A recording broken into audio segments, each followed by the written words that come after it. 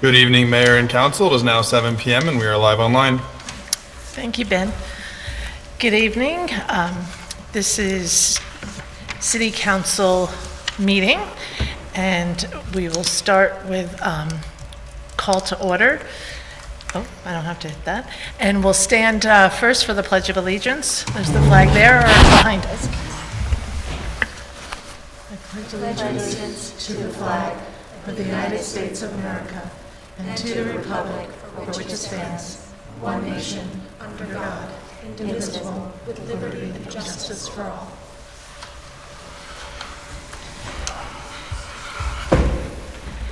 And we also will have a moment of silence for the loss of Eugene Murphy.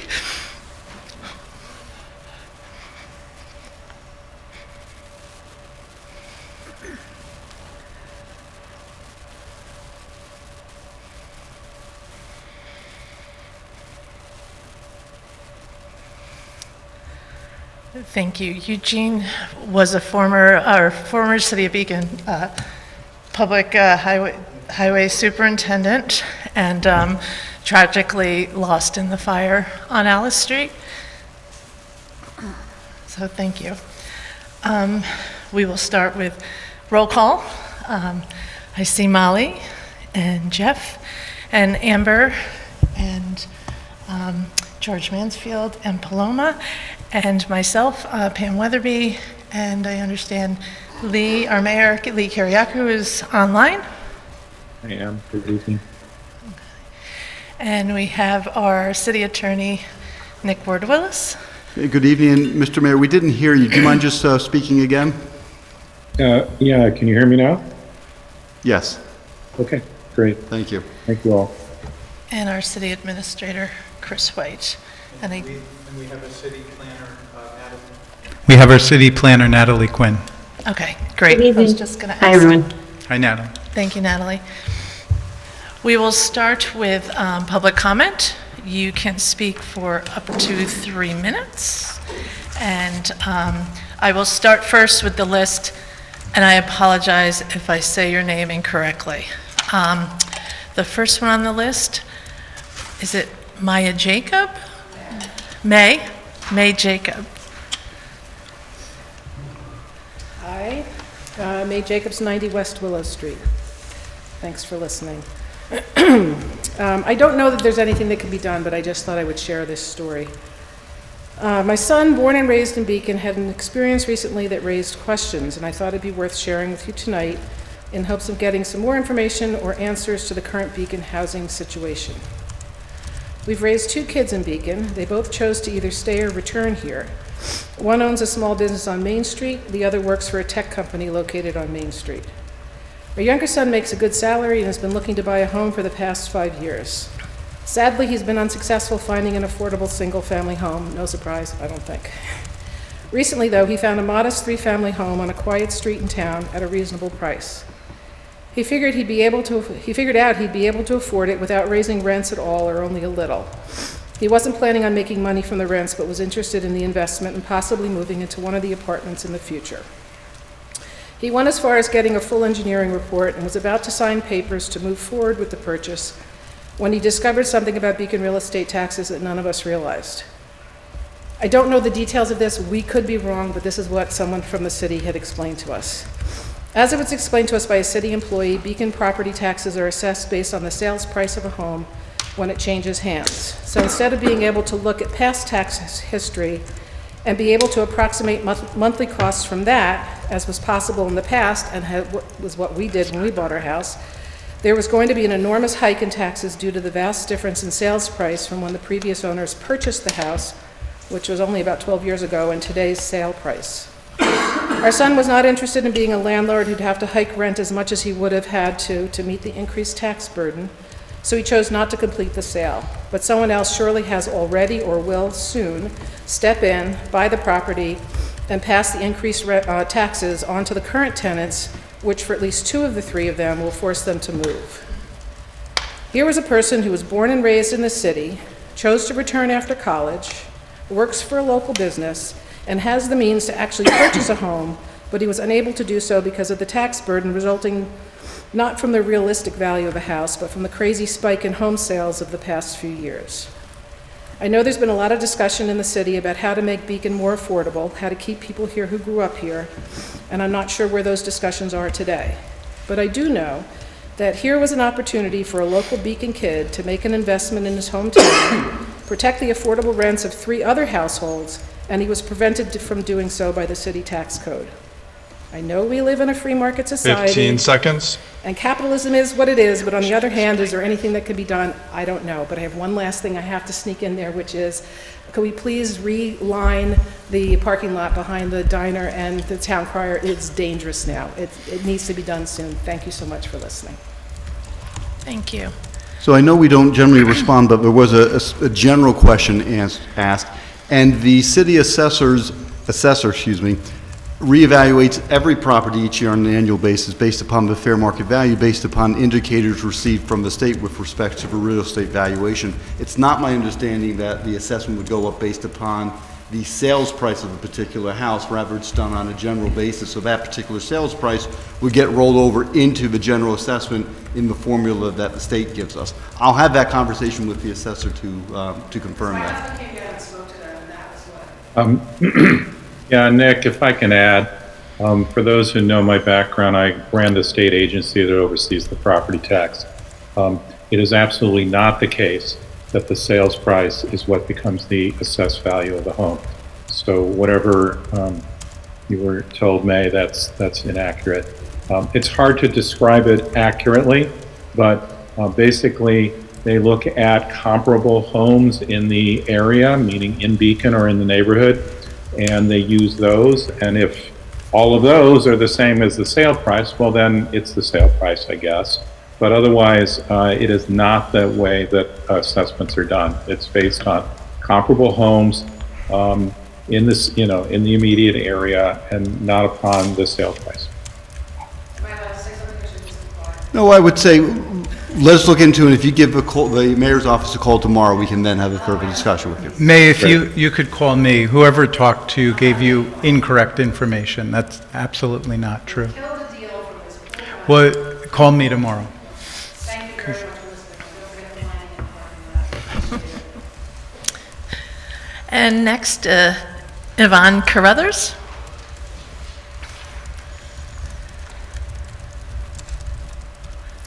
My name is Yvonne Carruthers. I'm a Ward 4 resident, a founding member of the Beacon Bicycle Coalition, and a member of the Fishkill Avenue Concepts Committee.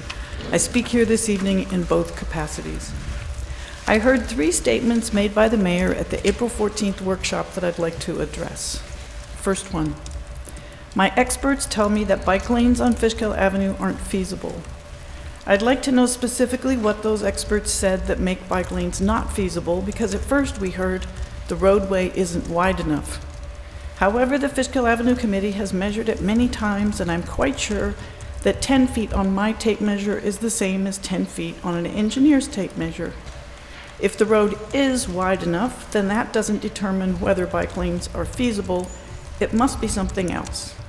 Second statement, my experts are the planning board, the city engineer, and the city planner. There are at least 3 planners on the FACC, and the chair himself is an architect with more than 30 years' experience running his own company. Why was he chosen to chair the committee if his opinion is discounted in relation to the other experts cited? Also, are there records of these experts weighing in with the city council, or have those conversations taken place in private? Statement 3. The best idea is the rail trail plus connections to the rail trail. As far as I know, everyone on the FACC has walked the entire corridor of Fishkill Avenue as well as the rail bed itself. It is obvious that the vast portion of the rail bed lies significantly lower than the elevation of Fishkill Ave. Yes, connections can link those 2 elevations, most likely stairs, which are not ADA compliant and far from bike friendly. It's also not clear that there's any way to ensure that private developers would actually build those connections. So how can guarantees be made? Based on facts, it seems to me that those connections are not feasible. And one more thing. The FACC held a public hearing on March 9th. There was a large turnout. People made verbal and written comments. I've seen the comments. I've compiled them. And one thing is crystal clear. The number of comments asking for bike lanes to ensure safe travel along Fishkill Avenue outnumbers all other comments by almost 2 to 1. The second most requested item was safe ways to cross Fishkill Avenue. Thank you. Thank you. Next, the Reverend Audrey Gula, I apologize, Giles. Thank you for allowing me to come. My name is Audrey E. Giles. I've been a pastor here in Beacon for 28 years. And we're at the place now where we are, they don't, they want us out. They don't want church there. So I came, I don't know if you can help. I just came to see if maybe this city, if the city had property or a building or whatever that we can go into and pay rent or whatever. That's what I'm here for. I don't even know if you can help me, but that's why I came tonight, to see if anything could be done, because we have to be out of where we are now on 203 Main Street in August. Thank you.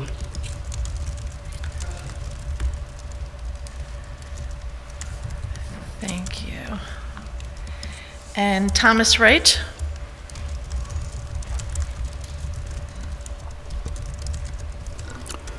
Good evening. Thomas Wright, 24 Grove Street, member of Beacon Bicycle Coalition. I urge you to vote yes on the proposed local law that would eliminate drive-through facilities as a permitted use in all zoning districts. Thank you, Councilmember Mansfield, for your comments last week about the virus-like quality of drive-throughs and that they set a precedent for vehicle-based development. And then there was Stu Weatherby's comment at the March 17th session about the area being a gateway to the city for those entering on Fishkill Avenue. Please use this opportunity to show visitors and community members that we prioritize people over cars. The Dunkin' Donuts drive-through application should not be grandfathered into the zoning. The council was considering zoning revisions for the FA zone, including discussion about a ban on drive-throughs, long before this application was submitted for review. In regards to the discussion on bike lanes last week, I would like to thank Council Members Dumansky and Wake for their specific questions about the implementation of bike lanes on the Fishkill Avenue corridor. These questions are not only relevant because of the negative safety impacts of drive-throughs to cyclists and pedestrians, they are timely given the ongoing work of the Fishkill Avenue Concepts Committee and its recommendation to prohibit drive-throughs. I was surprised by Mayor Kiriaku's comments referencing a list of experts who have provided opinions about bike lanes on Fishkill Avenue. Are these opinions part of the public record? I think the community, many of whom have spoken up in favor of bike lanes on Fishkill Avenue, deserves to know exactly what was said and the context of these opinions. It's also surprising that this list of experts does not include the Fishkill Avenue Concepts Committee itself. After all, the FACC was convened by the mayor and the council to develop recommendations for this corridor. It is particularly surprising given that last month the FACC presented buffered bike lanes as a concept for complete streets on Fishkill Avenue at a public meeting, a meeting whose participants commented overwhelmingly in support for bike lanes on Fishkill Avenue. It is also worth noting that one of the experts mentioned by the mayor, the city planner, advises the FACC and attends its meetings, and that the committee is chaired by an architect with decades of professional practice and has members who are urban planners. The street sections prepared and shown by the FACC show no insurmountable obstacles to buffered bike lanes on Fishkill Avenue. If an obstacle is cost, what is that cost? The community is asking for bike lanes and a transparent, thorough, democratic evaluation of bike lanes. The FACC has requested such a study. The community 15 deserves seconds. follow through on this request. Thank you very much. Thank you. Teresa Kraft?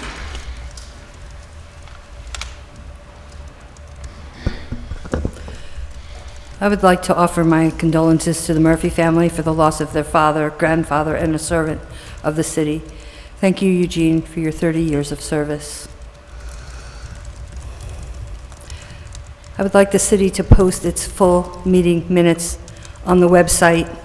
A lot of people don't watch the videos. and I would ask and beg you to stop interrupting people during their 3 minutes. It's disruptive to the one's chain of thoughts. I am relieved that the public hearing was adjourned tonight for the proposed local law to amend the zoning code. I urge you to reconsider the direction you are planning to take. The city is already struggling with illegal Airbnbs, and allowing accessory apartments on nearly every lot in Beacon is unreasonable. While you express concern about air quality, please provide us with some breathing room by limiting the influx of accessory apartments, unless they are generally intended as extensions for property owner's family. I understand that regulation is challenging, much like the issues of uncontrolled Airbnbs. The city is on the brink of facing more challenges this summer, especially with the situation at the corner of Main and Tyranda. There is improper signage for pedestrians at that semi-unmarked crosswalk, and it's difficult for fire equipment to navigate the city when every second counts. Please do not sell our historic firehouses to private investors. They should be preserved for the city's needs. The Beacon Engine would serve as a perfect museum, and the Mace an ideal community center. It seems that those in charge are neglecting our city and its residents. I attended the planning board meeting on April 8th and noted the updated submission for 1064 Wolcott Avenue. The design concept looks strikingly familiar. In fact, it resembles the old Matawan State Hospital for the criminally insane antique postcard. History does have a way of repeating itself. Similarly, the development proposal currently under review at the gateway into Beacon, 90 and Beekman Street, consists of a mix of architectural cookie-cutter designs that do not blend with our local historic streetscapes and built environment. Instead, they overwhelm the surrounding historic neighborhoods. The expansion at the telephone building must not be approved. The city's own legal representative informed the planning board that they have the authority to reject that proposal based on its current codes. We are paying the legal fees. Please listen to their advice. We need to move forward quickly with rewriting the city's comprehensive plan and establishing a Historic District Landmarks and Preservation Commission. Time is of the essence, and we cannot afford to waste any more. In the meantime, I urge the city to implement an immediate building moratorium. Thank you. Thank you. That is those who signed up. Anyone else in the public who would like to make comments, you can come to this microphone.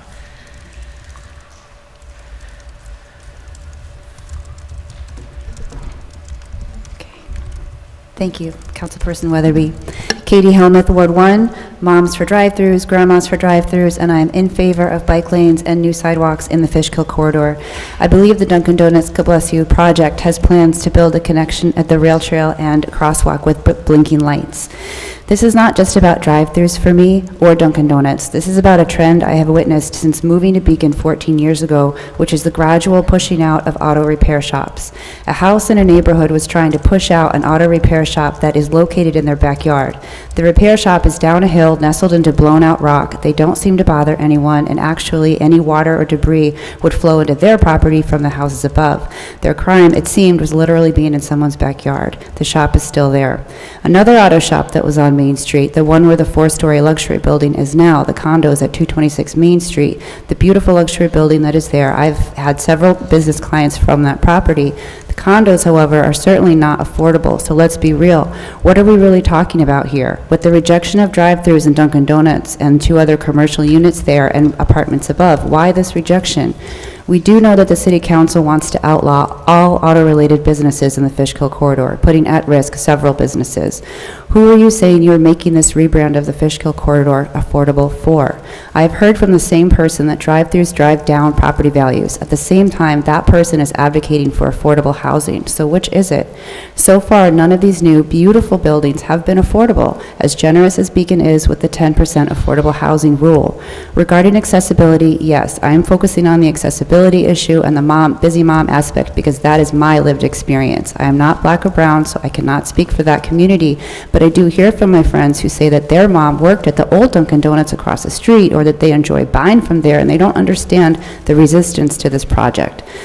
There are many employment opportunities for teenagers up in Poughkeepsie at the franchise Plato's Closet. They are open 7 days with and shifts are flexible. Speaking of employment, Councilperson Grant said that self-storage facilities don't offer, quote, enough employment.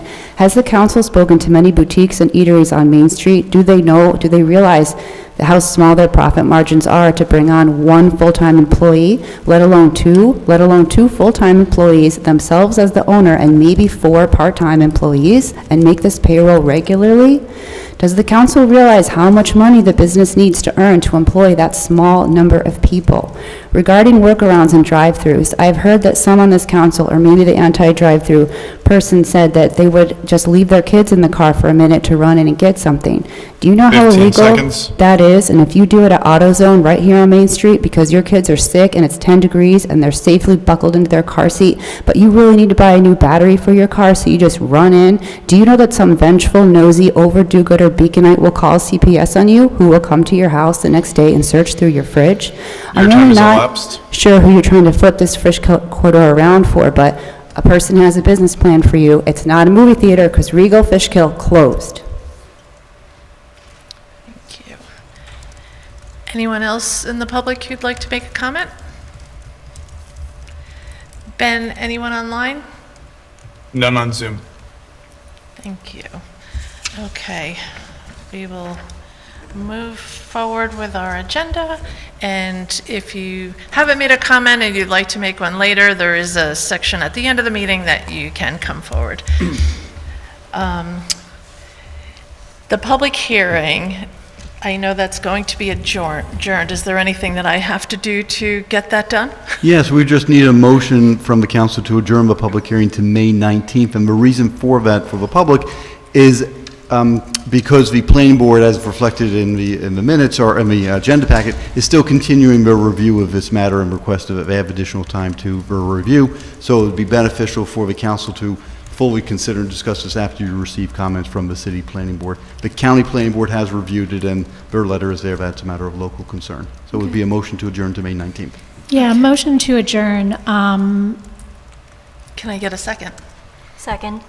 Second, first by Amber, second by Paloma. Okay. I just wanted to,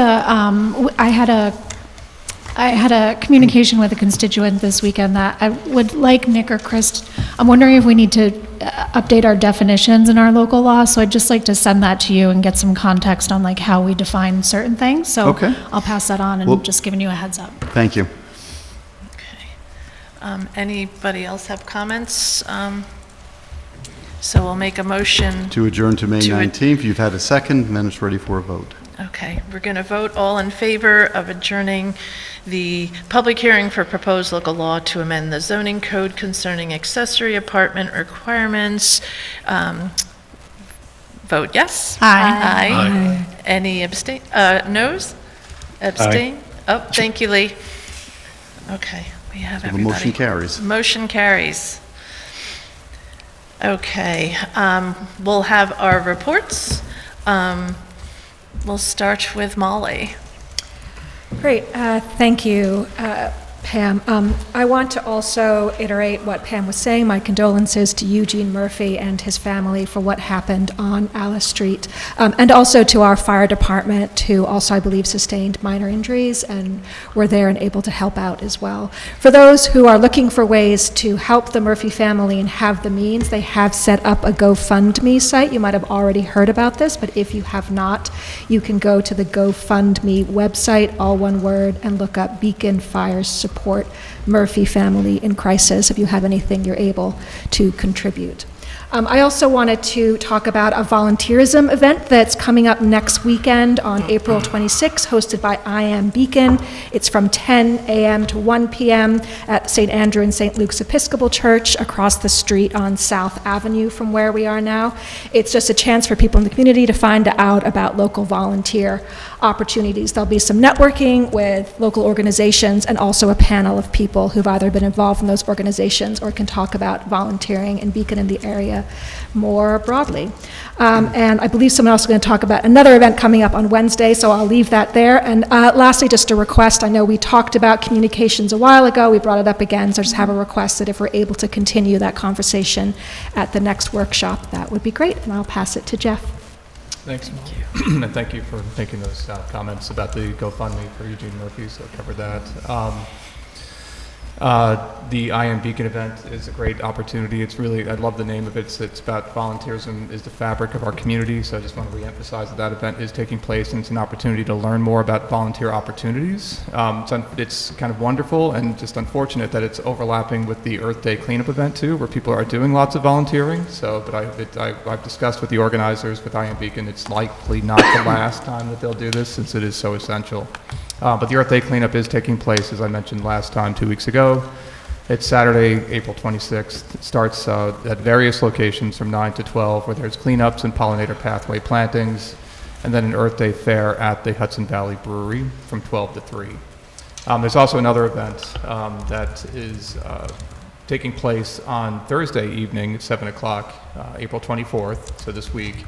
And it's a teach-in about the potential dangers of gas stoves in the home, and there's information about what you can do at home to minimize the health harms. And it's a guidance for electrification and strategies, and there's actually a raffle for an induction stove, which is pretty fantastic. So I'll pass it over to Amber. Okay.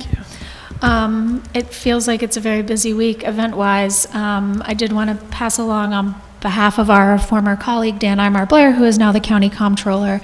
He's having a town hall on Wednesday. He's having two, but the one in Beacon is on Wednesday. It's at the VFW. It starts at 6 o'clock. It's a really good opportunity to get an idea of what's going on in the county. There'll be an opportunity to ask some questions. I would also say that there's been some great reports coming out of the comptroller's office, so if there's something that you're interested in learning more about in terms of like how federal funding may impact, the town hall or the comptroller site is a good opportunity to do this. I will also throw one more thing in for Saturday, which may be one of the busiest days we're going to have this spring. This one is not technically in Beacon, it's at the Fishkill Town Hall, but the Southern Dutchess Community Coalition is doing a wellness and medication take-back day. It's Saturday, April 26th, 11 a.m. to 1 p.m. You can safely dispose of unused or expired medication. They have free harm reduction tools like Narcan and medication lock bags. They have community resources and vendors, and they will have some food and music. It's family friendly and free. So if any of that is something that you could take advantage of, they'll be at the Fishkill Town Hall from 11 to 1. And I will pass it on. Okay. I'll let Paloma go next. Okay. Yeah, everybody has covered most of what I was about to say. I'll add to the list of events coming up, though, that on Sunday, May 4th, from 9 a.m. to 5 p.m., the Beacon Volunteer Ambulance Corps is hosting a mental health first aid class. And if anybody is interested in learning more, reach out to Anthony Singh at atseng@beaconvac.org. And this is far into the future, but please save the date for Thursday, June 19th. Folks are hosting Beacon's third annual Juneteenth Riverfront Festival at Pete and Toshi Seeger Park from 11 a.m. to 5 p.m. The group is looking for volunteers for the event as well as vendors. If that's you, reach out to Beacon Juneteenth, all spelled out, .info@gmail.com. And I'll also say my open office hours are going to be this coming Sunday, May 11th from 4 to 6 p.m. That's the second Sunday in May. And I'll be hosting them at Bank Square. And if the weather's nice, I'll be outside. And my one other comment is that I'd love to hear an update on when we should expect the final report from the Fishkill Avenue Concept Committee. I know they hosted a wonderful town hall about a month ago, and would love to hear sort of an official report back from them, though we did hear from some committee members about initial feedback. Thank you. And George? Good evening. I too would like to offer my condolences to the Murphy family on Alice Street. They were my neighbors. Mr. Murphy, who was lost, he was a good man, loved by many and will be missed by many more. As Molly said earlier, that there's been a fundraising effort on GoFundMe, which has raised an extraordinary amount of money from people who love the family, and many people didn't even know the family, but they felt like they were part of this community. And I can't be more proud of our community than I am today because of their support. In addition to the GoFundMe, there's also an opportunity to donate gift cards and clothes. As a drop-off would be the Howland Public Library. The gift cards, preferably from Walmart, to provide clothing and various personal items that the family needs desperately at this point. So again, I would like to express my condolences, but also I'm just so incredibly proud of our community for having come together to support these people in their dire need. On Thursday, I also had the opportunity to represent the city at a ribbon cutting on Main Street for Sun River Health, which is expanding both their facilities and their services considerably. And it's due to a federal grant helped to come to fruition by Congressman Ryan of $2 million. So this facility is, as a community medical center, is incredibly important to us as a community, and offers these services that they have been for many years, but now they will be expanding them, and they will. Their current entrance is on Henry Street, just off the parking lot, but they'll be making a new entrance on Main Street itself, which I think will let people know more of their presence and more of their services that they provide. So I'm looking forward to that. And that's it. Thank you. Thank you. There was one thing that was not mentioned this Friday, celebrating Arbor Day at 4:30. They're going to, it's on Henry Street. I'm figuring we'll find it on Henry Street, the Arbor Day celebration at 4:30 this Friday. Also, I would like to push forward, and I'm hoping they're going to repaint the parking lot behind Yankee Clipper, because I totally agree. It is very dangerous because there's lines and lines that don't match up. So it would be wonderful if that could be fully painted with new lines at some point. That's all I have. Chris, do you, or Mayor? Hey all, I just want to say thank you to Pam for chairing the meeting and being acting mayor when I'm out of town. I just want to thank George for his attendance at the Sun River Health groundbreaking, and other council members for all you do.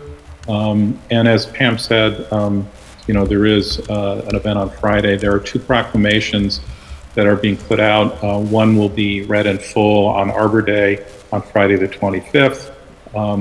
That is on Henry Street behind the post office. And then the other proclamation is just for the Beacon Poet Laureate Ruth Dannon, and that will be read in full on Tuesday, April 29th at 6:30 at the Howland Public Library. And that's all I have. And again, thank you all for letting me be remote. Thank you. And our city administrator, Chris. Wait. I also wanted to extend my condolences to Mr. Murphy's family and friends. Mr. Murphy worked for the city for 30 years and retired as a foreman in the DPW, and then he came back and served as our dog warden for many years. I also want to thank the Beacon Fire Department, the Beacon Police Department, Castle Point Fire Department, the Village of Fishkill Fire Department, BVAC, and ambulance for an incredible response on a really difficult circumstance and tragic fire. We are announcing that the water meter fine that we impose water meter fines for those that haven't signed up for appointments to change out their water meter transmitters. We had made today the end of that amnesty, but we're going to extend it through the end of May 1st, which is a Thursday. So if you call and make an appointment, we will remove the $250 penalty that has been assessed to all accounts where you haven't made an appointment. The number to call is 877-860-8376. And then I have two pieces of good news I just wanted to offer. Number one, we did our tree delivery last week for all the households that participated, so we sold 60 trees this year, and I thank Mark Price and members of the Highway Department for delivering those in one morning. And our skate park was repaved this morning and looks great. So thanks again to Mark Price for lining that up and working with DPW to get it ready. And that's all I have. Great, thank you. Hey, Pam, just Chris reminded me, I did want to add, and thank you, Chris, for all of the shout outs to the various fire departments and emergency services who responded last Tuesday. I was on the scene Tuesday evening and said my thank yous there. They did an amazing job. And I just want to, again, offer my thanks for all that our first responders did. Thank you. All right, we'll move forward with our local laws and resolutions. Chris, you'll be leading the first one, resolution number 43. Sorry, I lost my place. So this resolution was discussed last week. You'll remember that we bid out 3 chemicals that we use at our wastewater treatment plant. We're ready to award the bid on the hypochlorite, the solution, which we would propose to award to PVS Mini Bulk, which was the low bidder out of 5 bidders. We have been offered a price of $2.21 a gallon for 3 years. Currently, we are paying $3.08 a gallon, so that would be a savings of almost $22,000 a year. At the moment, we're holding the other 2 bids, the liquid polymer and the oxidizer, the odor control, because both of them are above the price that we're paying on the market right now. We are asking the city engineer to go back and see if he can negotiate down the price to what we're paying today. I'm not clear that they'll do that because of the instability in the markets right now. So we're going to go with the one that would actually save us money, and that is to award this bid to PVS Mini Bulk. Can I have a motion? Motion. Second. That's Paloma and Molly. Any discussion? No, I appreciate you working to save us as much money as you can, Chris. Thanks. All those in favor? Aye. Lee? Aye. Thank you. And I think that was everybody. Any no's? All right, we'll move forward with resolution number 44, and Nick, you're going to be presenting that. I will, thank you. So resolution number 44 is to adopt a local law concerning amending the zoning map, and this is for particular parcels that are located at 1 East Main Street. The City Council held a public hearing, received comments from the Planning Board and both the City and the County Planning Boards, and also workshopped it at your last meeting and deliberated and discussed the comments from the public as well as comments from the Planning Board, and you heard from your city planner, who reaffirmed that the correct zone for the property to be rezoned to is the CMS, the Central Main Street District. The council had some consideration of that topic. So tonight's resolution is to adopt the local law as drafted and introduced and held at the public hearing without any further changes based upon your discussion at your last workshop. The resolution also includes a negative declaration under SECRA, finding that the change in the zoning won't have a significant adverse environmental impact. Motion. Second. Okay, that is Amber and Molly. Any discussion? Yeah, just to kind of follow up on our workshop conversation last week, that I appreciate that there might be some larger work we want to do on our zoning, that this case is kind of brought up to what do we want in terms of setbacks, in terms of architectural review, and in terms of kind of fitting into the landscape around them. But I feel, as kind of what seemed to be the consensus among the council last week, that this option to change it to CMS is the best fit for where we are right now. Yeah, I agree. I, listened to the meeting, and I also had listened to when the planning board were discussing it, and appreciated all their comments. Thinking that I really hadn't thought of, so I appreciated that kind of, made more of a conversation about the changes and appreciated everyone's comments last week. And when I was looking at the zoning map, it totally made sense, and especially listening to what everybody was saying. Yeah. Anybody else have any comments? All those in favor, say yes. Aye. And Lee? Aye, thank you. And I think that everybody was a yes, so don't have to worry about any no's.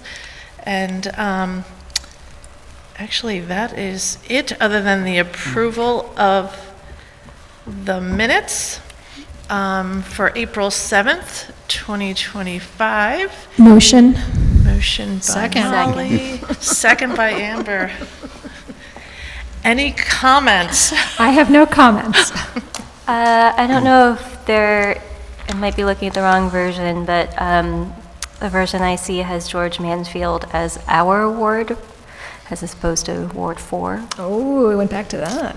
I like to think you are our council member. Thank you. It's worth it. It's worth a shot. He is Ward 4 on mine, which I pulled off of the Okay. website a couple minutes before the meeting started. Okay. Looks like that edit has been corrected. Yeah, and that's a little thing I might not have noticed. All those in favor of approving the April 7th, 2025 minutes, say aye. Aye. Aye. And Lee? Aye. Aye. And any no's? I think everybody was covered with ayes. Now it is the second opportunity for public comment for anyone who has not commented already during public comment sections. I am seeing no one coming forward.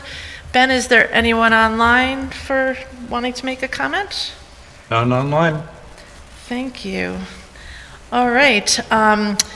Our next workshop will be next Monday, April 28th at 7 o'clock p.m.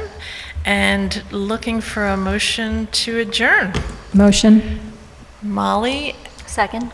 And Paloma second. All those in favor? Aye. Aye. Aye. I heard you there, Lee. All right. And I think we covered everybody. Thank you all for attending. Thanks, Pam. Yeah. Thank you, Pam. Recording.